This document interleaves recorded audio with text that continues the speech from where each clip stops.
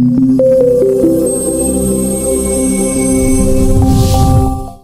everyone, and welcome to today's webinar hosted by Kickdrum, Thinktiv, Whitesource, and AWS, Remote Due Diligence and Open Source Security During Uncertain Times. My name is Lior Murray, servicing as your host and moderator. I just want to quickly go over a few housekeeping items. We will be recording the webinar, and all participants will receive an email with a link to both the recording and a copy of the presentation after the session. It is also my great pleasure to introduce to you our speakers today. We have Ryan Kennedy from Kickdrum, who is our private equity architect, AJ Watson from Thinktiv, a chief growth officer, Jason Hammond from Whitesource, who is a director of solution engineering, and Tom Lesbitsky from private equity transformation strategist at AWS. If you have any questions throughout this session, please feel free to enter them right in the question section that can be found in the control panel, and the speakers will be happy to answer during our Q&A section. We'll also have a few poll questions that we'll be introducing to you towards the Q&A, so stay tuned for that. And with that, let's move on to the session. Ryan, please take this away. Great. Thanks, Lior. Hi, everybody. My name is Ryan Kennedy. My firm, Kickdrum, specializes in pre-transaction diligence and custom product development. So I'm excited to talk to you guys today about remote diligence.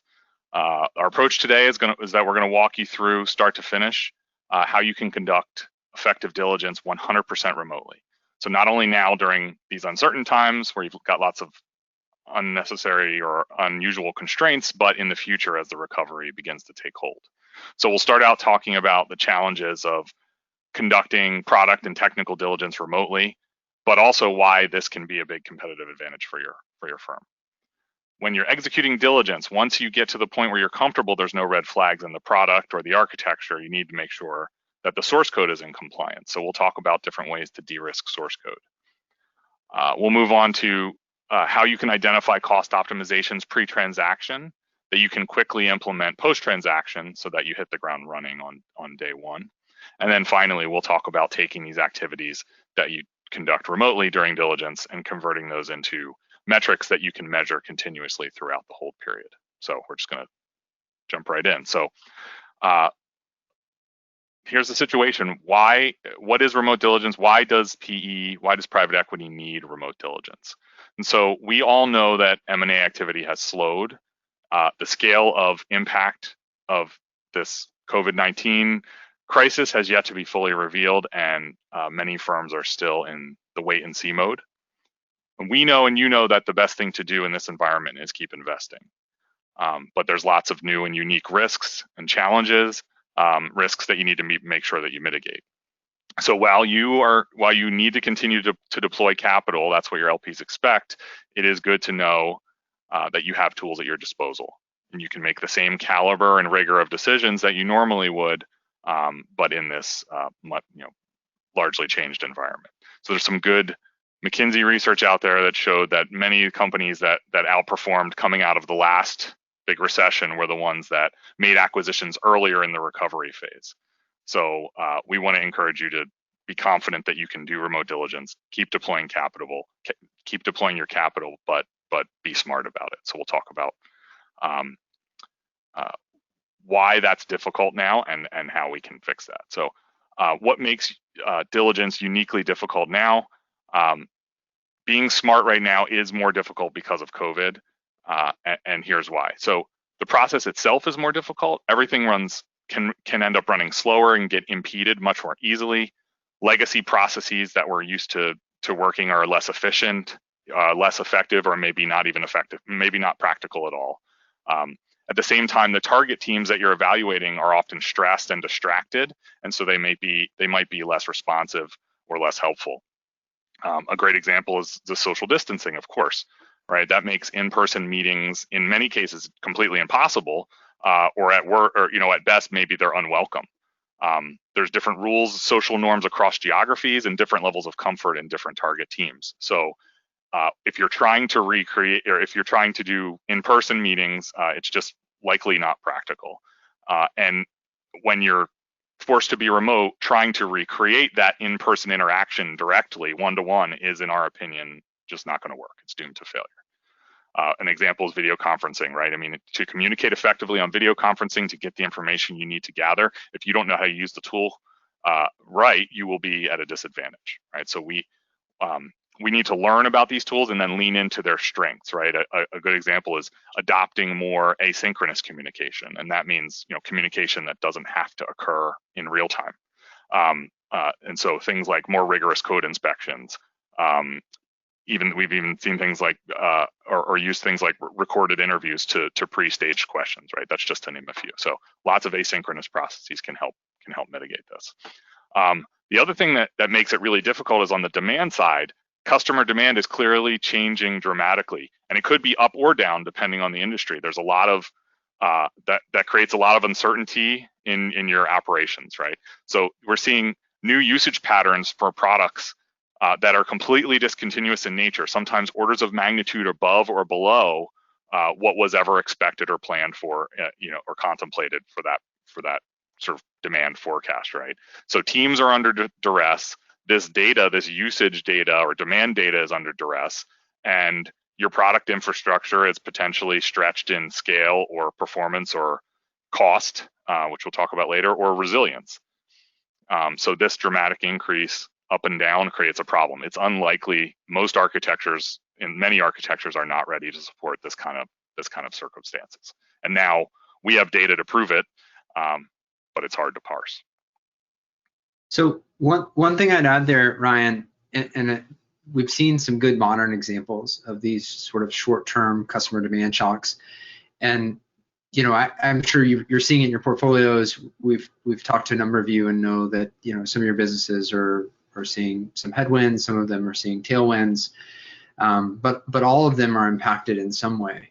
I think one really dramatic example would be Zoom, right? And they recently announced earnings, and their business grew 170% revenue growth in the quarter, which is really phenomenal. The point though that I'd make is even Zoom, as sophisticated as they've been, balancing their workloads and being really aggressive in renegotiating their hosting, right? So they notably moved a lot of their workload from AWS to Oracle, and even in their hyper aggressive efforts there, their gross margins dropped by 12% on the quarter, right? And so I think if a organization with that level of sophistication, that level of focus on their gross margins and operating margins sees that kind of change, you can imagine what's happening inside the portfolio. And so diligencing that, understanding that while we're in a discontinuous time is really critical, but it's also really difficult.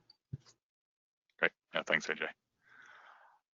The last piece I want to reference in regards to difficulty is customer experience, right? So we're seeing a durable shift in user or customer expectations and behavior patterns. So that means a large amount of historical usage metrics and heuristics are completely unreliable. The old paradigms of understanding usability or customer experience, things that worked even 6 months ago, they just don't work today. For the target product, that means you may not be able to rely on those metrics. It may be at all. And you have to then revert to coming at it from first principles, right? The fundamentals, rather than sort of relying on those misinformed metrics. Yeah. So AJ, yeah, go ahead. Yeah. Let me add one other thing there, Ryan. And there's lots of good examples of this. I mean, we talked about video call adoption. I think it's important as we think about the historical usage metrics and heuristics, the reason they're changing is because users are fundamentally shifting the way that they're using these solutions and what they expect. So we're going to see it most acutely initially in sort of the discontinuous changes in demand and usage. But there's also something really subtle going on, which is the expectations of a user of how a system works, how it responds, and the context that they're using it in. So previously, if you had a solution that was being used at a desktop application inside of an office environment, it's now being used at a work from home situation, and the demands of the user experience and the user interface are very different, and that's impacting sort of adoption and usage. There's other sort of broad macro trends that are happening, and those are things around, the adoption of video calls and video conferences. It's the fragmentation of work and the distribution of work. And we're just now in the earliest stages of it. So it's really hard to tell how many of those changes are going to stick around when we go to a more normal environment, whenever that is or whatever that might look like. But I think that the thing that's tricky is just sort of while we're in this intermediate state, as usage is shifting, you can't just rely simply on the old heuristics. So what was good, we'll still have vestiges of that and we'll still use that. But you have to be aware of the things as they change. That's right. So that's a good kind of key point segue, right? That new techniques and approaches are required if you want to be effective. And what's more, the outcome can be more productive in this very specific time because everybody's more accustomed to these sort of new ways of working. So you've already heard from AJ, but I'm going to hand off now to my good friend AJ Watson. Thanks. Yeah, so Ryan gave a quick intro. Ryan and I, our firms work together. We've done close to $9 billion, I guess north of $9 billion worth of transaction value in the past few years together.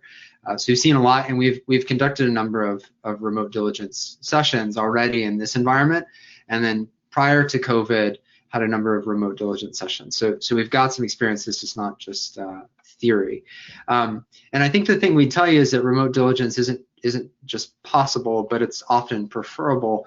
And the key though, and Ryan sort of mentioned this a little bit, is really leaning into the strengths of the current environment. So we would argue that you can't continue to do diligence the way you've always done it, but if you lean into the strengths of what this environment offers, there are parts of it that are really advantageous.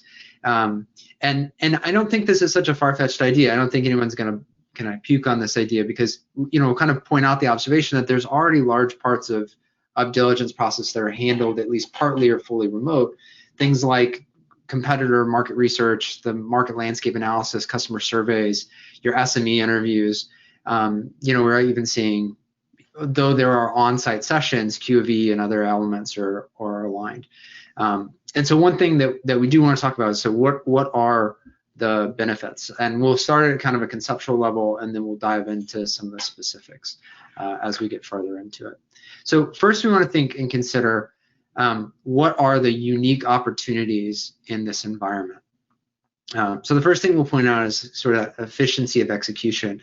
So there's obviously less travel, there's less logistics. So we've seen a decrease in the friction, the operational and the administrative friction of conducting diligence, getting the right people in the room, as it were, in a virtual meeting room. But we're also seeing a noted side effect where we're getting quicker responses to email and asynchronous communication as teams are more and more comfortable defaulting to that. And it's also been easier to get key stakeholders on the line for phone and video calls. So we're seeing that while they're under duress and they're working and sort of distracted, the access has actually improved. And so inside these processes, the efficiency is actually increasing. The second that I'll point out is the sort of flexible and tailored interaction. So without being tied to a single geography, we can now broaden the tent a little bit, widen the tent to get more people access, and have access to a wider range of individuals who are closer to the work. And so when we're in diligence, we're seeing that flexibility to get access to those individuals where previously management teams might hide behind this concept of like, well, they won't be in the management meeting, they will be in the room. So that's kind of gone out the window.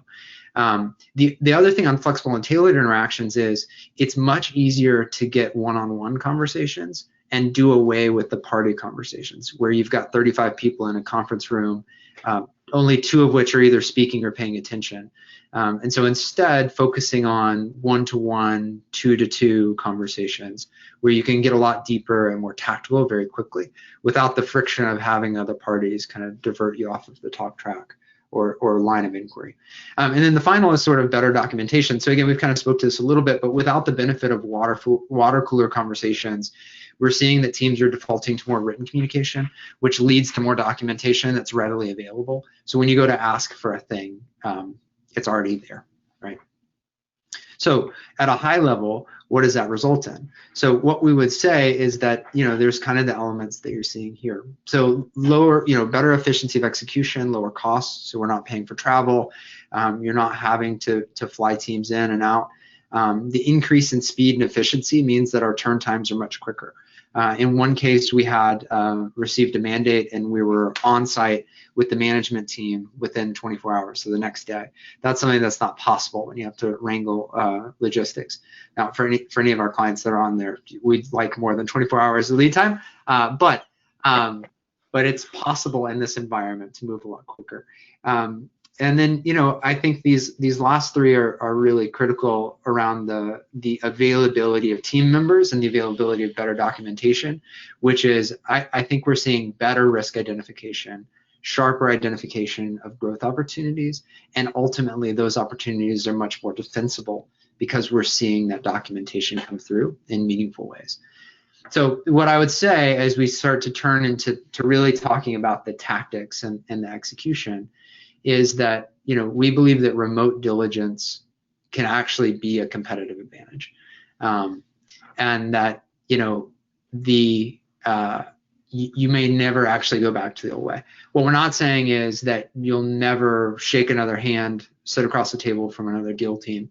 But we are saying is I think there are, our position would be, there are things that are coming out of this time period that are going to change the diligence process permanently, and I think for the better. And so let's talk about a couple of the tactics there. So as we talk about tactics, I think it's important to remember that good remote process builds on existing diligence best practices. So some of the things we'll talk about are probably things you're already doing or have done in an in-person live setting. And we would say that extending those processes is really critical here. We call them out not to repeat things you already know, but to point out some key tweaks that we've taken that I'd be interested to hear also how you're adopting them as well. So let's think. There's four kind of key themes that we'll talk about for making remote diligence a competitive advantage. So the first is make sure you're playing to the strength of the medium. Ryan mentioned this a little bit, but we think it's really imperative. Maybe the most important element here, transitioning to a remote diligence section, is actually, if you'll go back one, Ryan, just to give a quick overview, is playing to the strengths of the medium. The second is getting better answers through repetition, asking the same question in different ways to different people. And the third would be validating those answers through collecting artifacts, and the fourth would be corroborating across practice areas. Okay, sorry, now I can increment. Thanks, Ryan. So the first, playing to the strengths of the medium. Ryan mentioned this, but we think the best way to fail in a remote environment is to try to absolutely one-for-one recreate the old process. There are certain things that in-person is phenomenal for. Reading the room, understanding body language, pulling individuals aside for kind of water cooler or sidebar conversations. It is good for that type of interaction. Remote is terrible for those things.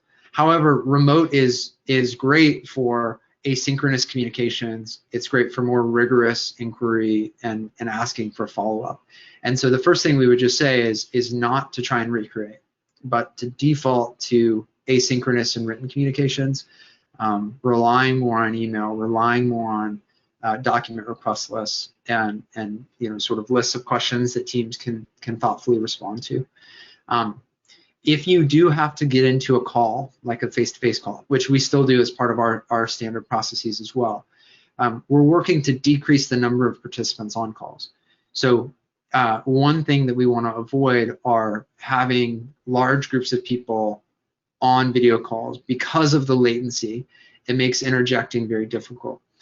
So decreasing the participants on the calls is really critical to at least maintaining some semblance of the interaction, right? It would be there's a number of people on this call. Any interjections are very, very challenging. And then the final one is that if you're doing remote interactions, make sure they're video. Calls are suboptimal, but if they're video, make sure that each participant, even if they're in the same room, joins with their own personal video on their face so that you can see it, right? That allows individuals to cue non-verbal cues, even if we're raising a hand or the sort of clearing the throat or taking in a deep breath, things that we would have around a conference room table, we lose in sort of group video calls, but which we can regain some facsimile thereof on calls if we're each kind of have our own video on. So play to the strengths of the medium. Assuming you've done that, the second thing is getting better answers through repetition. So inside this new context, we found that breaking monolithic meeting days into cadences of shorter meetings, potentially over multiple days, is much more effective. And it's much more effective because it does two things. One, Zoom fatigue is a very real thing. I'm sure you've experienced it, but after a day of sitting on Zoom calls and staring at tiny boxes, it's exhausting. So the fatigue of the team and the responsiveness of the team to your answers is going to be diminished if you ask them to sit on a call all day. Also your team, right? Like, we're all humans at the end of the day. It's hard to be focused. But the other thing it allows you to do is it gives you air cover to break up teams into different groups, right? So you can break the CTO and the chief product officer from one another, where previously they might want to sit on the call together. You can ask them to sit separately. And we've seen a lot of success in doing that.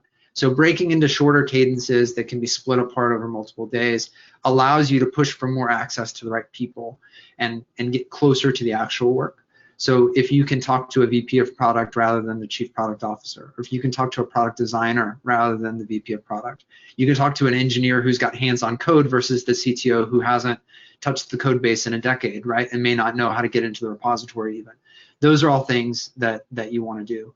And then finally, I would say that in this environment, breaking the teams apart gives you the unique opportunity to ask interdisciplinary questions across teams. So asking the CTO about the product decisions that have been made, asking the chief product officer about the technical limitations that are gating their process, asking the chief marketing officer about the performance of the other two, right?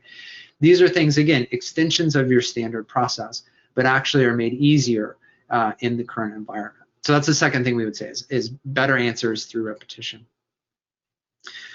The third is validation of these answers. So we've mentioned that, you know, in this environment, getting the response and reading the room can be hard. So we know that one of the great skills, and it's you know, I personally enjoy sitting in rooms with deal teams, you know, interrogating or having conversations with you know, the target management team, because there's a thoughtful and careful watching of body language and a double clicking on questions that don't quite make sense.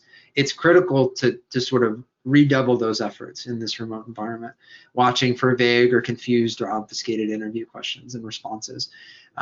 It's just easy to sort of breeze over in the 6th hour of a Zoom call a question that's critically important. And so we think that the thing that we've found a lot of success in is leading with more structured data requests so that teams can be ready, keeping them off of talk tracks, that's important, as you all know, but being very specific then with our follow-up asks for documentation. And inside those asks, asking for real life artifacts rather than presentations and sort of decks that are manufactured. We're always looking for, you know, go into Jira and pull out your stories, your actual stories that are being written, right? I want to see the dashboards that your team is looking at, not a snapshot of it, but if you can log me in while we're live, I want to see what you actually see and see what you're actually using. And we find that cuts through a lot of the sort of hand waving of, oh yeah, we do this or that or the other. And then you say, okay, well, great, that's fantastic. I'd love to see a couple of examples out of your daily workflow. And as you know, the stories fall apart very quickly if they're not supported by daily practice. So that's the third thing we would say is sort of validating those answers with artifacts. The fourth one, the final one, I've got one more point after this, and then I'll shut up and hand the mic to someone else. Is corroborating across practice areas. So this is something that is really central to the Thinktiv and Kickdrum philosophy. You know, we really believe that to get great technology answers, you have to understand the product and the go-to-market, and vice versa, that it's impossible to assess these fully in a silo. And so what we would say is in this remote environment, corroborating across practice areas has actually become even more important.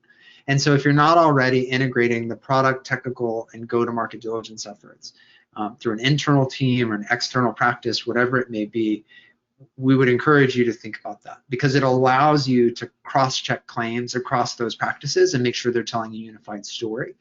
The other thing that we have found just really important and helpful is to cross-check the claims from finance and legal and ops and admin to make sure that the data you're seeing in those practice areas supports the findings in product and technology and go-to-market. And again, this is nothing new, but in a remote environment where these teams are increasingly siloed, we want to ensure that those physical silos don't actually create silos that are deeper or more sort of build thicker silo walls inside the business.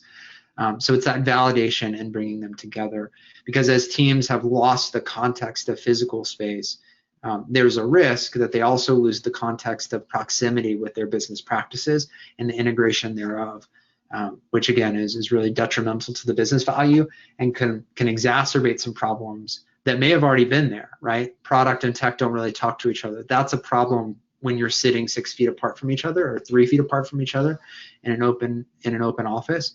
It's a critical problem when you're separated by physical space of miles and you're connecting by Zoom and by Slack.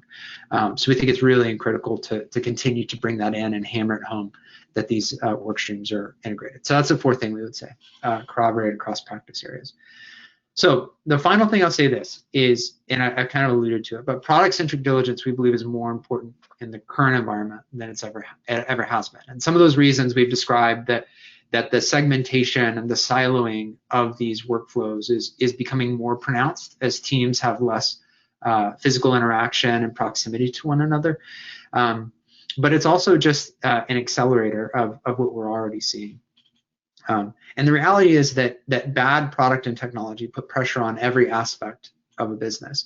So, if you look at the visual here, simple visual construct of a normal operating business with marketing and product and technology functions and sales and administration and legal and finance and operations, right? These are the primary practice areas within a business that help create value. And when most teams think about product, they kind of think, okay, well, product touches marketing, it touches technology.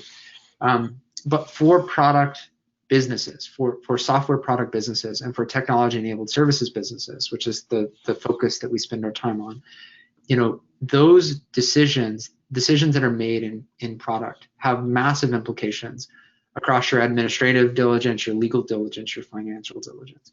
And I'll give you a couple of really quick examples.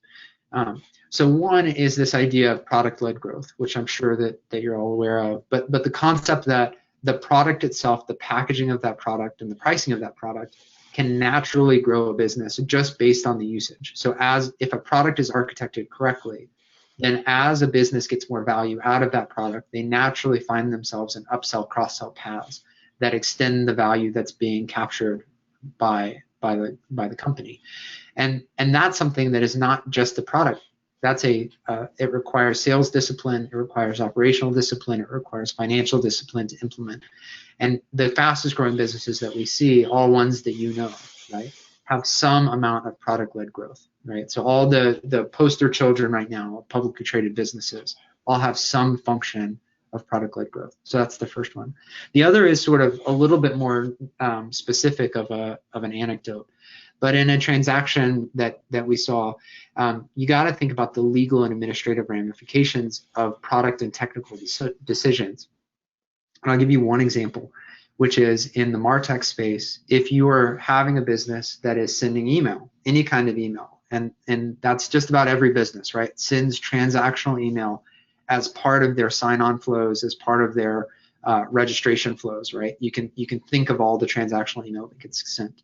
The IP address and who owns the IP address from that those emails get sent from is really critical to deliverability of those emails.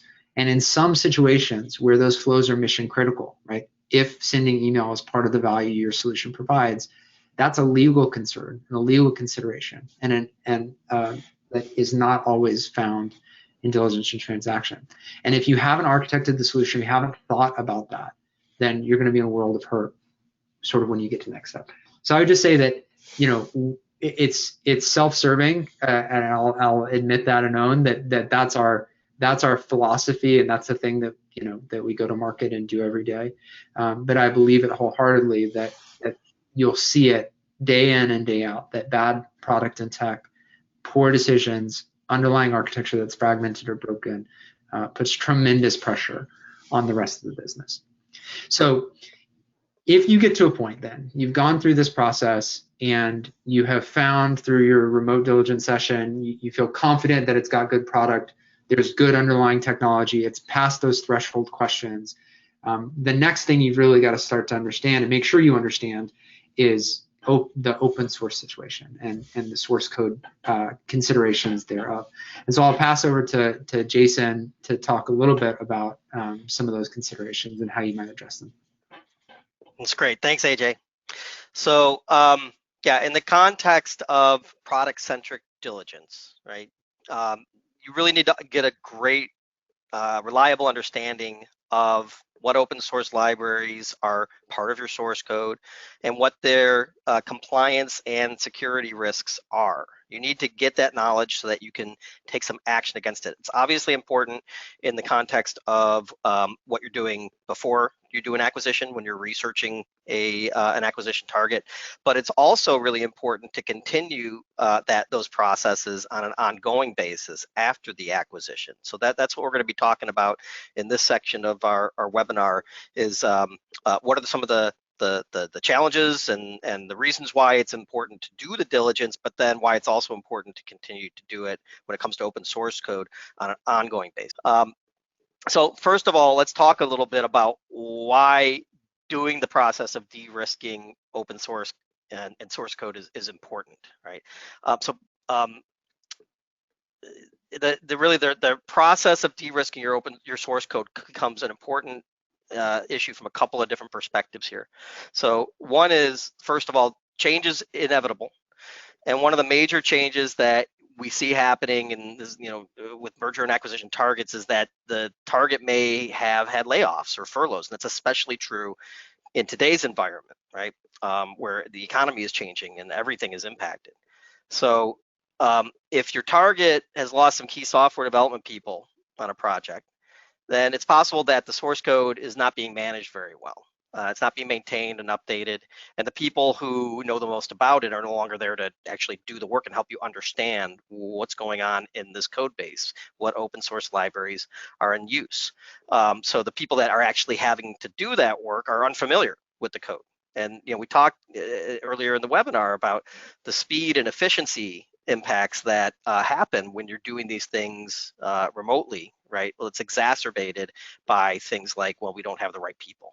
So if nobody's looking to see if your source code is out of date, if you have out-of-date libraries, if there are new security vulnerabilities in those libraries, or if the libraries that are in use licenses that have clauses that can present real financial or responsibility risk to your company, then that's a real problem. For example, you might have open source libraries with licenses that essentially require you to give up your intellectual property rights to the entire project just because you're using one open source library with a restrictive license.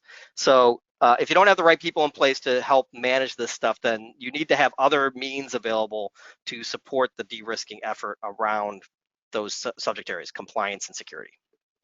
So the second thing, as was previously stated by AJ, is that corroboration across practice areas is an important way that remote diligence can provide you with a competitive advantage, but also corroboration of the claims made by the developers of source code. You need to be able to verify using third-party services to verify the information that you're getting from the owners of the open source repos that you're using in your projects.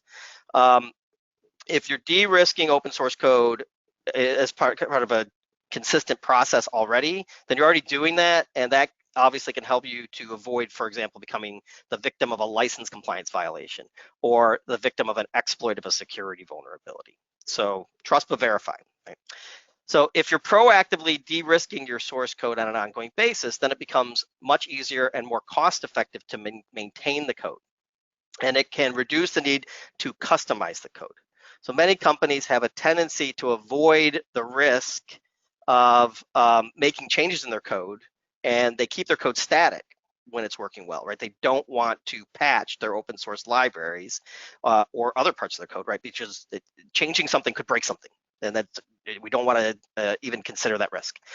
But as a result, right, when you're avoiding patching, your open source libraries can fall several point releases or even several major releases behind.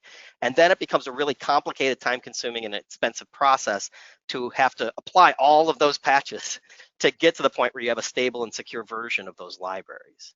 And if you expand that effort across hundreds or thousands of open source libraries that are in your code, then the complexity and expense becomes even greater. So in addition, open source libraries are constantly being innovated, right? That's one of the real benefits of using open source code, is that there's so many different people with so many different perspectives that are maintaining the code, and they're adding really neat new features and improving the quality of those libraries on an ongoing basis. And so apart from the compliance and security exposure, you're losing the opportunity to gain the benefit of that innovation and those quality improvements. And again, that can make it that you have to do more customization, and that customization is costly. Okay. So the last point about why it's important to de-risk source code is that de-risking source code can help make new coders productive much faster. Right. So if the majority of an application source code is comprised of open source, then there's just a lot less custom code for the developer to become familiar with. And the custom code that is in there may or may not be well documented, but in general, open source libraries are well documented. But even more importantly than that, you as the developer can choose to use open source libraries that are well documented, right? You can avoid ones that aren't well documented. You can use libraries that are known to be high quality. And all of that can ease the effort to ramp up a new coder in your team. And if processes are in place to take the burden of open source library selection and maintenance off of those new coders, well, that's one less thing that that new coder has to be concerned with. And that can also improve their time to productivity and get them up to speed much faster.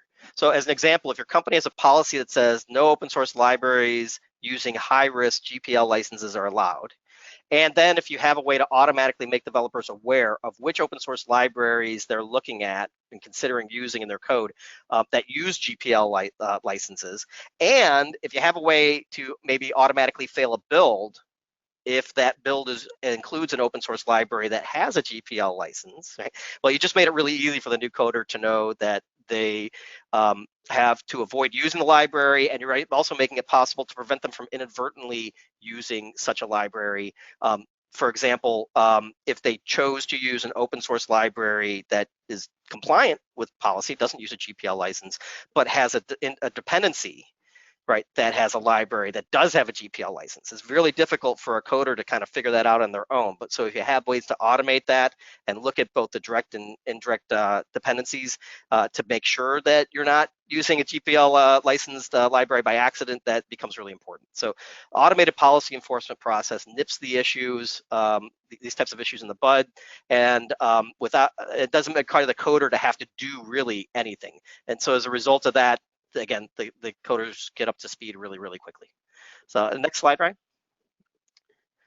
So now let's talk a little bit about why open source, it's especially important to, why is it open source especially important in this context, right? Why do we have to de-risk open source libraries as a primary mechanism of de-risking all of your source code?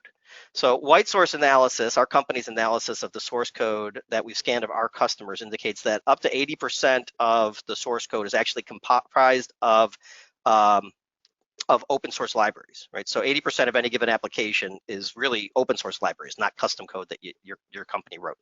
And of course, that makes a lot of sense because open source libraries exist to provide functions that you want in your app. And if the open source is maintained by a community of potentially hundreds of developers, they ensure the quality, the security, they add new features. But why would you build it yourself, right? You just use what's already out there and freely available and use that in your product. So when scanning source code, it's scanning the open source libraries in that code, which again, it's up to 80% of the code. In using the identification of the libraries and the associated licenses and the associated security vulnerabilities ultimately has the biggest impact on your ability to de-risk the source code comprehensively. Right, you're going to get the biggest bang for your buck by doing appropriate management of the open source libraries. So we can agree that development teams can and should be using open source. It just makes things a lot more efficient for them and provides a lot of value. But to use the open source code effectively, you need to manage it well. So first of all, you need to know what you're dealing with. You need visibility of both, as we talked about earlier, direct and indirect open source dependencies in your source code. And so as the graphic on this slide shows, developers will build their code and explicitly call direct open source dependencies. But guess what, right? Those open source libraries also have their own dependencies, and those open source libraries end up becoming indirect dependency of your application. They become part of your code, right? When you compile the code, those indirect dependencies are going to end up being part of the entire package and part of your application. So you can see why it's important to build inventories that are comprehensive, that capture not just the direct dependencies, but also the indirect dependencies. So you get that visibility of all of the libraries and all of the potential risks, both from a licensing and a security perspective. Now, second, you need mechanisms to evaluate and enforce compliance policies. So as I stated previously, if you have a method to define and automatically enforce compliance policies as part of your code and build processes, you'll be able to make it really easy for developers to use the open source that they want to use, and make sure that what they're choosing to use complies with corporate compliance policies. So you don't want libraries that have a specific type of license, then build a policy that says that and then automate the enforcement of it. That results in significant decrease in your risk, and a byproduct of that is that your development velocity goes up, right? So you become much more efficient. So the third area is around license conflicts. If you're not careful about understanding what your company's obligations are as defined in the licenses for the open source libraries in your code, well, then you might inadvertently be giving up your intellectual property rights, right? Or you might be required to pay royalties, or you just might violate the compliance terms, right, that are in that license. And if the open source developer becomes aware of that, you might be held liable. So if you're a private equity firm looking to acquire another company and the primary revenue generating application for that company uses an open source library with a GPL license, and that has a copyleft clause in it that requires you to publish that entire application as a freely available open source project, well, you just lost your ability to monetize that investment, right? So it's really important to understand where open source libraries have licenses associated with them that violate your company's policies, right? So you're not inadvertently giving up your ability to generate revenue, really, to monetize your investment. So finally, all code is subject to potential security vulnerabilities. It's just the nature of software, right? And open source obviously is no exception. So these security vulnerabilities can expose an application to a denial of service attack, or they may inadvertently expose sensitive data in an application. However, because open source communities are big, they're comprised of usually dozens, if not hundreds of developers, and they use tools like GitHub to help coordinate the distribution of their open source code. They provide a much greater opportunity to identify and remediate known security vulnerabilities in the open source libraries faster than if you had a team of developers that were writing 100% of their own code and having to do their own analysis of the security vulnerabilities in that code. So to ensure that you're not at risk of becoming a victim of an open source security vulnerability exploit attack, you need to identify the known security vulnerabilities in the open source libraries in your code. And again, that's both for direct and indirect dependencies. And if you want to take it to the next level of impact, you can use tools to automatically identify and remediate those security vulnerabilities. And one way to do this is, for example, to automate the creation of pull requests inside of a software code repo like GitHub to update vulnerable libraries to known non-vulnerable, stable, high-quality versions that comply with your licensing policies. Now, the question comes, can this be done remotely, and is it preferable to do it remotely? Of course, the answer is yes, right? So using tools like Whitesource integrated with services like AWS's code build service, AWS's Elastic Kubernetes service, or EKS, and AWS's Elastic Container Registry service, or ECR, it's possible to automatically and remotely scan the source code and the images managed from those tools and identify the inventory of open source libraries comprehensively, and then map that inventory to the open source licenses and the known security vulnerabilities of those libraries. So source code and images can remain in the management tools. You don't have to copy them anywhere. You don't have to give a person access to the source code. You can trigger the automated scanning of the code base. And those automated scans can be triggered whenever a change is made in code inside of code build. It can be triggered when a new image is deployed or an existing image is modified inside of ECR, or it can be triggered when a new pod is spun up in EKS. Right. So at the end of the day, in Whitesource, we work with our partners such as Kickdrum to use our tools in the context of doing these remote one-time scans as part of product-centric diligence. To generate audit reports that support the due diligence exercises you're doing before an acquisition. And then we work with partners like Thinktiv who use the insights from our scans in combination with other sources of information that AJ talked about to help your customers make informed decisions to improve their market position and drive competitive advantage. But the fact of the matter is, like, if you do it one time, the world doesn't stop, right? The world continues to turn. New open source projects are published, new security vulnerabilities are identified, and this happens each and every day. So we want you to remember that it's possible to trigger these remote scans automatically and to do it in a continuous basis as part of your build processes, right? So after a private equity firm acquires a company, which is based in part on the due diligence audits performed prior to that acquisition, you'll still need to manage and maintain the source code of the products you purchased and that you expect to be able to monetize, right? So you should use automated continuous scanning as part of your build, deploy, and maintenance processes to make sure your code remains de-risked after the acquisition.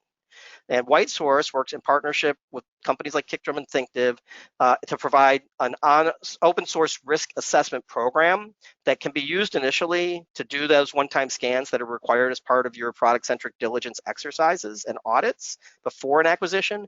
But the program also includes a license to use Whitesource for a year to support ongoing processes to continuously scan the code and identify any new security and compliance issues after the acquisition as well. So we just want to make sure everybody is aware of that and understand that is important.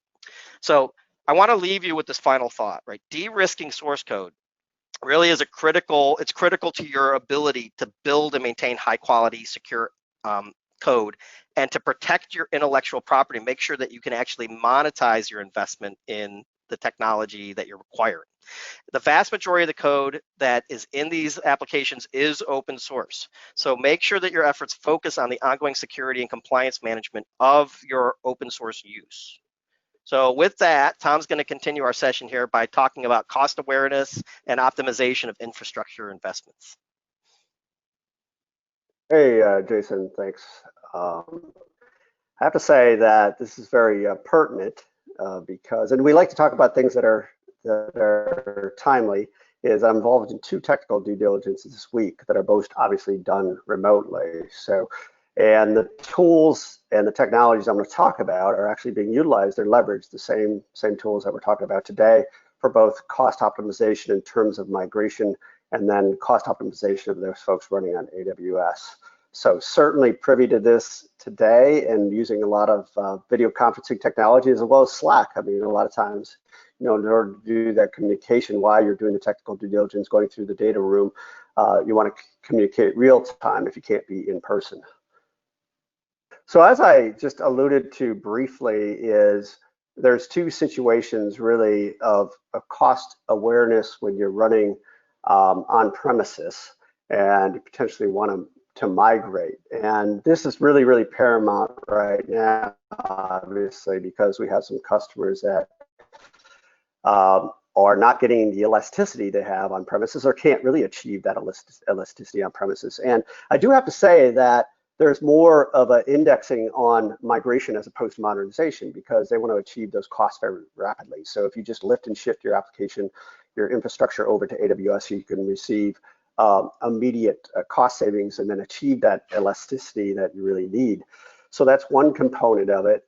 And then the other component is actually looking at your costs on AWS. So the two technical due diligence I'm working on right now have a component of both on premises and on AWS. So if you're running on AWS, it's really fascinating to me that a lot of times, basic things like tagging aren't being established, and people haven't utilized the tools from AWS to actually look at their costs, because potentially they were pre-COVID, they were running fine and their business was accelerating. They didn't really look at cost as a top priority. They were looking more at digital innovation and agility and innovating on top of the cloud. So really, cost optimization has come to the forefront. I do have to say on the remote side too, as I said, I'm working on a couple of these remote, and when I work with Kickdrum, when I work with private equity firms, AWS is not the lead on the technical due diligence. A lot of times we're supplementing, we're augmenting the technical due diligence. So we do a lot of work behind the scenes for Kickdrum, right? They come to us and say, hey, Tom, we have an environment on AWS. What's going to be the TCO and ROI? And we collect that information remotely. We work behind the scenes and we deliver this. So from an AWS perspective, this is nothing new to us, right? Nothing new. We're working remotely, nothing new working behind the scenes, because we're there to help Kickdrum in order to make sure that those hypotheses around cost optimization and modernization migration are being achieved.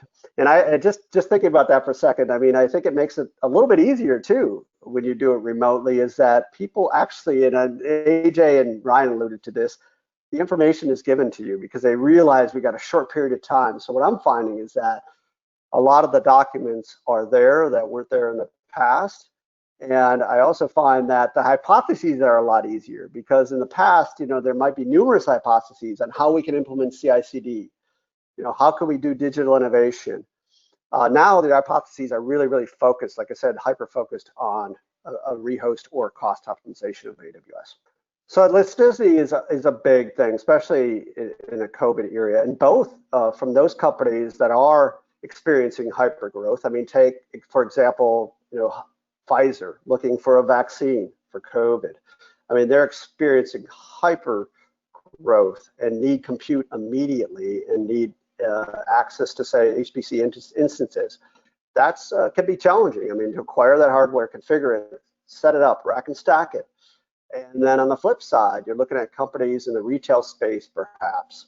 And we've experienced this in the past, where they're maybe don't have the need for the hardware, and you can't really downsize that on premises. So they're looking for it. I mean, we've experienced this in the past with companies like Expedia, Coca-Cola, where they have either hyper growth or they have a campaign that they need to do around Christmas or New Year's.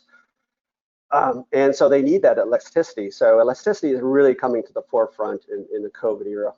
And just a comment that I forgot to make on that last slide, because the other thing that I really, really find that has come to the forefront is cash flow. And people are really hyper-focused on cash flow. And of course, if you have elasticity, you can meet your cash flow needs, because you need to preserve cash. So I just wanted to point that out as well. Now, these are all the tools that AWS leverages. I'm not going to have time to run through all of these, but let me just point out the fact that well-architected, it takes a look at your platform and optimization of your platform. So across security, operations, cost, resiliency, performance. And so a myth around sort of the well-architected is that it runs on AWS and takes a look at your platform and sees how much it is optimized on AWS, but it actually can be run on premises. So I use well-architected reviews for both on-premises environments as well as AWS environments to formulate hypotheses and provide cost optimization recommendations for the platform. Now, the other tools are consolidated billing, which was classically an Excel spreadsheet, which showed you all your bills, and then people, set up a Hadoop cluster or perhaps an Elk stack in order to look at all those costs. AWS has come really a long way in the last, 8 years that I've been here, in terms of providing a billing console, providing a cost explorer, where you can just go into our console, all self-service. So the thing that, these tools are all set up really for remote diligence, right? So you can run these tools. Kickdrum can run these tools. Budgets, compute optimization is a good one as well. Right sizing your instances, moving from on-premises to AWS. What instances should I use on AWS? And then, of course, on-demand, reserved, and spot, where spot instances you can buy capacity on demand. That's extra capacity from AWS. That's ephemeral in nature, but it can give you up to 90% cost savings. And of course, reserved instances you buy ahead of time, 1 or 3 year reserved instances, which can give you anywhere between 30 to 70% cost reduction of your compute. And then of course we have third-party partners, Cloud Health, Cloud Checker, Cloudability, which do both on-premises and AWS, as well as other multi-cloud vendors in terms of cost optimization. And so I would have to say, with all these tools, in some cases, the first question I ask, which seems pretty simplistic, is, do you use any of these tools? Hey, and give me your latest output. And so I don't have to do anything. You can just provide me that information. But rest assured that any of these tools can be run in a self-service mode. Next slide. I think Ryan, you're taking it over from here, aren't you? I am. So I'm gonna try to bring it home here a little bit. So, and thanks, Tom and Jason. That was great. I think so, what we've tried to do is make the case for the advantages of remote diligence, and we've talked about tools and techniques. But I want to transition to the idea of what we call continuous diligence. And Jason and Tom also both mentioned this, right? That means applying that same level of rigor that you're using in the initial diligence when you're looking at the risk and health of a company that you're acquiring. But you're doing that same depth and even more throughout the hold period, right?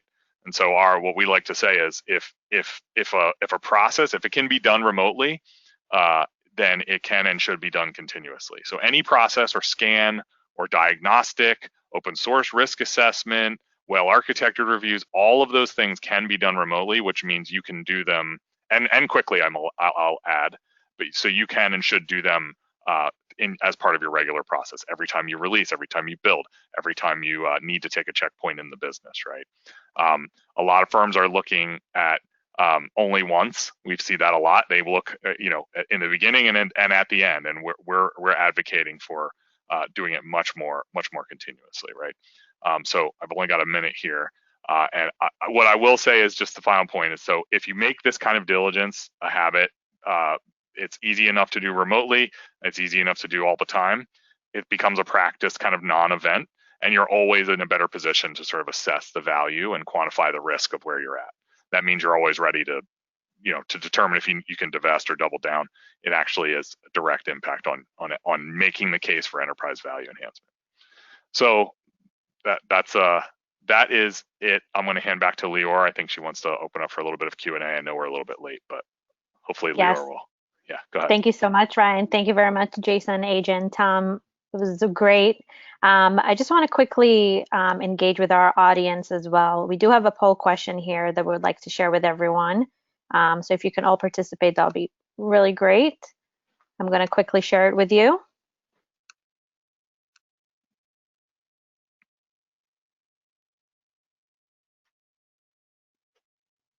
So according to the results, the question was, how often are you confident that your target investment deliver new product functionality efficiently with a high quality? 33% of you said never, 67% of you said seldom. I don't think that's surprising. Yeah, that's not surprising at all. We'll do one more poll before we jump into the Q&A because I do see a few questions that came in. One more question. The question is, how often do you have a clear understanding of the strategic rigor supporting your target investments product roadmap? And these are the results that we got. 75% of you said seldom, and 25% of you said never. So it's interesting, again, not surprising at all, and we see that a lot, that one data point that we have on this from the 60 or so businesses we've looked at in the last couple of years since we've started tracking this data. So for businesses with 15 million or more in recurring revenue, the difference between an underdeveloped product strategy, and mature product strategy in our assessment is correlated with a 15 to 20% difference in compound annual growth rate on average. So just saying that again, the strategy and how robust that strategy is, how developed that strategy is a material predictor of growth rate going forward. However, less than 35% of the businesses that we looked at demonstrated a mature approach. So just something to be thinking about. We've seen that to be a really critical predictor of future success in the business from the businesses we have data on. So AJ, what seems to be the biggest limiter in defining that strategy and that roadmap? I mean, it shows up in 100 different ways. I mean, every team has a different reason, but one of the things that we talk about a lot is just a fundamental misalignment from what customers value. So you have a lot of teams that are not aware of what their customers really need or want, and are unaware of what the market is doing. There's just, you think about like strategy development. I would say there's kind of maybe 3 pillars. Do they have guiding principles? Are they able to make investment trade-offs? Why did we make this decision over that decision? And then do they have a roadmap that's clear in any way, shape, or form, right? Most teams just can't do that, and it's ultimately because they just either don't have the time or the focus, or they've never been trained on how to go build that. Yeah, it seems like anything that's processes that you have to do that are manual and take a lot of time are going to make it so you don't have the time to do this important work, right? So anything that you can do around automation is going to help create the opportunity for you to get this roadmap and then reap the benefits of that from a growth perspective. Great, thank you so much. So we do have a few questions that came in. One of the question here from our audience is, do your timelines change when conducting remote versus in-person due diligence? Sure. Yeah, our timelines really don't change dramatically. As I mentioned, they're a little bit more efficient in that we are not having to do administrative scheduling and logistics. We're not hopping on planes. Oftentimes, the diligence timelines are really the length of those timelines is more impacted by the responsiveness of the team than it is our work in most cases. I would say it's probably true for everyone on this call that our work is relatively well known, but the responsiveness of the team is a big impact on timelines. Great, thank you, AJ. The question. I just like to, could I just? I wanted to Yeah, add go for it. Because AJ brought it up earlier. I think you talked about the Zoom fatigue or video conferencing fatigue. What I find is that overall timeline doesn't change, but perhaps the data room analysis and the interviewing changes because doing it in one day is fine. You can take some breaks, but we've seen where we've dispersed those Zoom meetings or webcasts over the course of 2 or 3 days, but the overall timeline doesn't change. Yeah, that's a good point, Tom. Thank you very much. So the next question here, are there tools to check and remediate open source license violations and vulnerabilities? Jason, I believe that one's for you. So for sure, yeah. And in fact, I talked about one. It's Whitesources, right? Obviously, there's a market for scanning and become aware of the open source libraries and then matching those to open source licenses and vulnerabilities. But the key thing is it's not enough just to have the inventory and be able to identify those things. You need to be able to do something meaningful with the data, right? So you need enterprise class reporting. You need to be able to trigger alerts. You need to be able to enforce policy, right? Define and enforce policy to make sure that the information that you have from the inventory and the awareness of the licenses and vulnerability, that you have some mechanism to enforce the policy that you find that either always allows for or never allows for the use of certain open source libraries. It's also important to introduce automation, right? Be able to do things like identify when we've got a security vulnerability and then make it really easy and automated to patch that vulnerability, and to be able to do it in a way that doesn't create a lot of overhead for development teams. Great, thank you, Jason. We have another question that came here. Does AWS charge when they support a TDD? No, we do this as an investment. We see this as an opportunity to engage with our partners like Kickdrum. So we're there to support and help. And as part of a private equity organization I belong to at AWS, this is all done pro bono, I guess, gratis, in an investment from AWS. Thank you, Tom. Another question here. What are some of the red flags to watch for during remote diligence? Ryan, AJ, I believe this one's for you guys.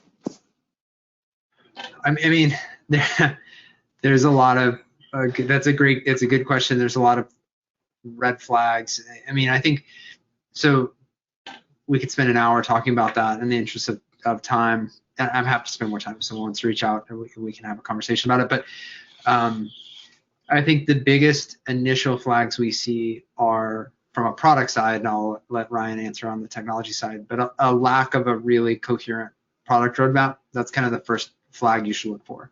If the product team can't produce a roadmap that's meaningful, and not just a PowerPoint slide that they call their roadmap, but a roadmap they actually use, that's a big flag that you need to dig into, I would say. Yeah, on the tech side, I'd add, it's really a strategy alignment thing. And so I want to see, if I don't see alignment with the product organization on what's being built and the priority of it and the urgency of it, and the ability of that team to then set expectations back to the product team and the marketing team as to when things are going to be available. So those two things are very intertwined. And if we see a disconnect there, that's one of the biggest red flags for us, because that means that people are running down their own paths with their own different sets of priorities, and they're going to either conflict or diverge far from each other. So I look for that a lot. Great, thank you so much. Next question here. What is included in the Whitesource risk assessment program? Yeah, so Whitesource is an open source risk assessment program, which I alluded to during my part of the presentation. Essentially, the investment in that provides you with access to use our tool for your pre-acquisition due diligence scans, right? And the results of those scans are used by companies like Kickdrum and Thinktiv in their guidance, right? And what they're finding in their assessments of the acquisition target comprehensively.